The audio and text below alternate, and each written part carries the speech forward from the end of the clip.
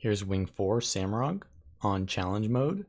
I'm playing a quickness heal brand with a lot of stability and Aegis, which is really important for this fight because the betrayal mechanic where two players have to get together, the player with the orange circle is immobilized, so they can't jump, they can't dodge, and they can't move. And that means they're going to get knocked by a lot of the mechanics like the shockwave.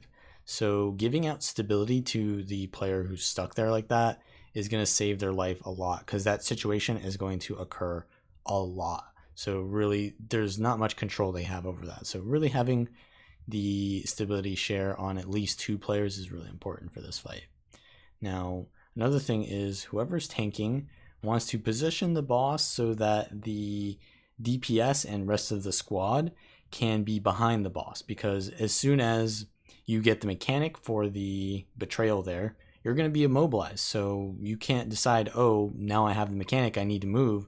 Well, no, it's already been decided. So you can't move now. So you want to be in the right spot before you get it. So you want to be behind the boss the entire time.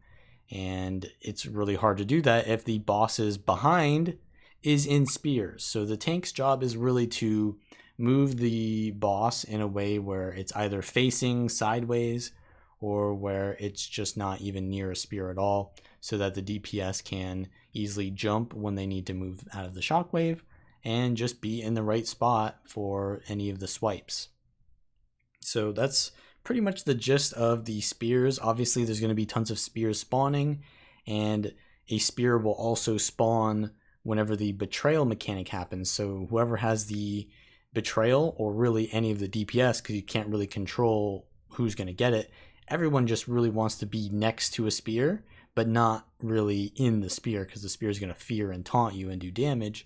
So you want to be close to the spear so that the spears from the betrayal mechanic overlap, but you don't want to be in the spears. So here we're trying to push Rigum into the boss, and the druid's going to immobilize that because Goldum's damage gets sent to Rigum, and Rigum needs to be killed next to Samarog for some sort of convoluted reason that's never really been explained. But yeah, essentially you just get Rigum to be immobilized in there and just DPS Goldum.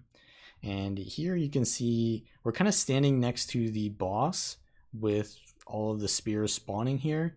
We're going to constantly get spears spawning here, so we kind of want to move Goldum a little bit usually, because we're going to run out of space and it's going to be hard for us to do the mechanic. As you can see here, we're getting like boxed in. So we just need to kill Rigum here and then move away, because the boss is going to come out.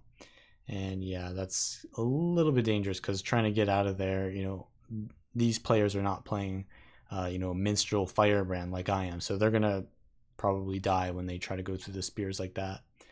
Here I give out stability because, yeah, well, I have to go and do the mechanic there with my ally, but for whatever reason I think they're fine. They apparently didn't die to me not going into that mechanic. But yeah, essentially you want to be giving out Aegis so that players don't just die to the mechanics that they really can't control. So I do a range CC there so that I'll get aggro on the boss. And I'm trying to move the boss away from those spears so that the DPS can DPS from behind. But another spear is spawning, and we got to get away from that. And yeah, the boss is kind of in a good spot here, but yeah, another spear is spawning. So what I need to do right now is I need to move the boss sideways, so yeah, that the DPS can stand behind it but not be in the spears. And then I get CC'd, so someone else is tanking. And I'm going to give out stability here because my party is kind of in a bad spot. Yeah, they actually got knocked out, so they didn't get stability there. I have fixate on the boss again, I think because the fixate died. They were probably a little bit too far from the party and they didn't get stability, and that's why they got the tank. So now I'm the tank, and I'm going to try to move the boss out of the spears here. I'm moving quite a bit far, maybe not necessary to move that far. But yeah, you can see the boss's tail is now in a good spot, so this is really good. I'm going to get CC'd here, so they just need to break the bar. And now I have to choose my allies wisely. I have the mechanic, so I have to give stability and Aegis to my ally there so they don't die to the shockwave. because they can't move while they're immobilized from it.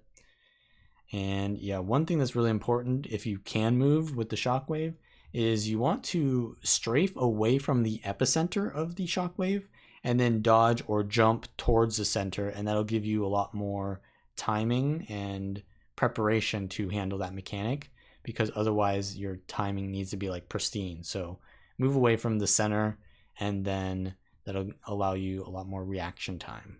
So here we had a really good push on Rigum, immobilize them into the boss. Everyone else is DPSing Goldem, so Rigum instantly dies, and that breaks the bond, and now we can DPS Goldem. I have the fixate on Goldem, so I'm trying to move him away from the rest of the spears there so that our DPS are not going to, be in the spears. But of course, a spear spawns on top of us, as they do, because our entire party is in one place, so there's always going to be a spear spawning on top of us.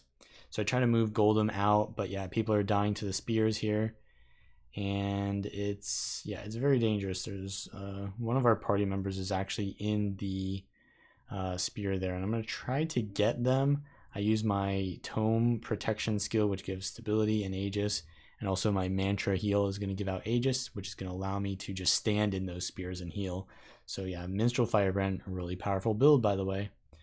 And we just need to finish off Goldem and Rigum here.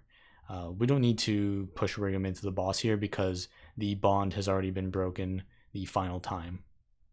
So Goldem goes down, we can kill Rigum, and afterwards the boss is going to come out for the final time.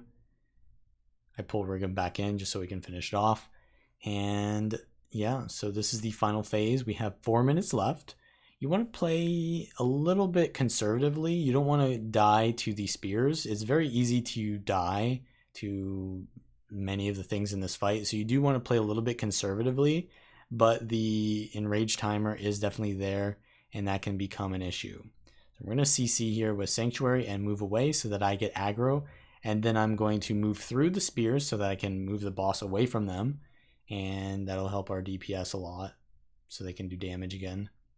Yeah, if the tank's positioning is bad, then the DPS are stuck in the spears like this. So the DPS really, it helps to have a ranged build as well, because then you can still do damage even if the boss is in bad positioning. Here we're going to avoid these spears, and once the down body is no longer covered in spears, we can go for the revive. You don't want to go for revives that you can't get, but with this build, yeah, you can usually go for revives pretty easily. But since I was the tank, I didn't want to put the boss in all those spears. So now I get CC'd, the break bar happens, and someone else has the tanking. I'm trying to not get hit by that, but I don't really need to worry too much because I have stability. And our tank needs to come over to where I am because the boss's behind is in the spears, and that doesn't really allow our DPS to do much because then they have to dodge this. The double swipe is not an easy thing to just avoid because you have to like double dodge it. And if you can't get behind the boss, you have to double dodge every single time to avoid the swipe. So yeah, the Aegis and stability is nice, but it's nicer to just be able to stand behind the boss. So the tank's positioning is really important in this challenge mode. But this is the final CC that we're going to have to do here at 10%. I gave stability to my allies there and Aegis so they don't die. And now the CC will occur.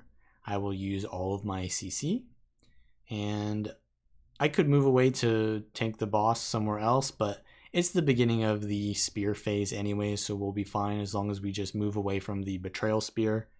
And yeah, we can just finish off Samarog here. So there's the final betrayal that we'll have to do, and I gave out some stability and Aegis, and then we're going to avoid standing in the spears and just finish Samarog off.